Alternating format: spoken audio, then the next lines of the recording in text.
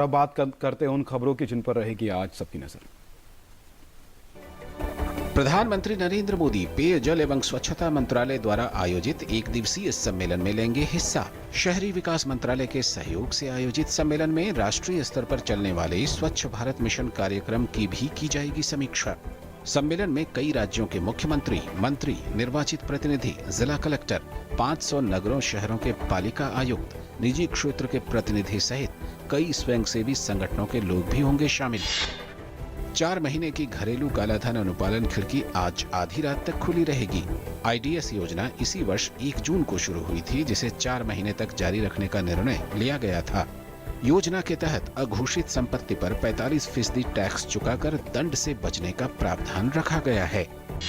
GST council की दूसरी बैठक आज होगी, जिसमें GST के कायदे कानून को अंतिम रूप दिया जा सकता है। गौरतलब है कि सरकार ने 1 अप्रैल 2017 से GST लागू करने का निर्णय लिया है। ब्रिक्स देशों के शिक्षा मंत्रियों की बैठक नई दिल्ली में होगी, जिसमें ब्राजील, रूस, भारत, चीन और दक्षिण अफ्रीका के शिक्षा मंत्री लेंगे हिस्सा। बैठक में अध्यापन के क्षेत्र में सहयोग बढ़ाने पर भी होगी चर्चा।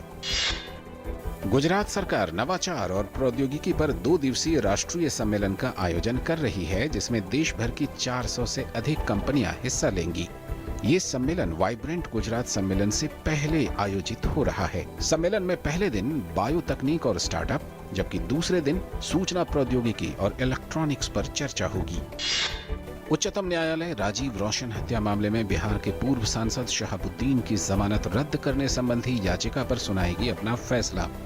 कावेरी जल विवाद पर उच्चतम न्यायालय में सुनवाई होगी शुरू। अपनी पिछली सुनवाई में शीर्ष अदालत ने अटॉर्नी जनरल मुकुल रोहतगी से कहा था कि वो कर्नाटक और तमिलनाडु की कार्यपालिका प्रमुखों के बीच बैठक कराकर और मिल बैठकर मुद्दे का समाधान निकालें।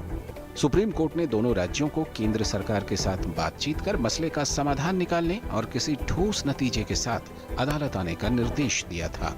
न्यायमूर्ति RM लोढ़ा पैनल की सिफारिशों का पालन नहीं करने पर उच्चतम न्यायालय की आलोचना के बाद विवादों में घिरे भारतीय क्रिकेट कंट्रोल बोर्ड यानी BCCI की विशेष आम बैठक होगी। दरअसल ये विशेष आम बैठक न्यायमूर्ति लोढ़ा समिति द्वारा की गई सिफारिशों पर BCCI के नियमों और दिशा निर्देशों में संशोधनों पर विचार करने के लिए बुलाई गई है।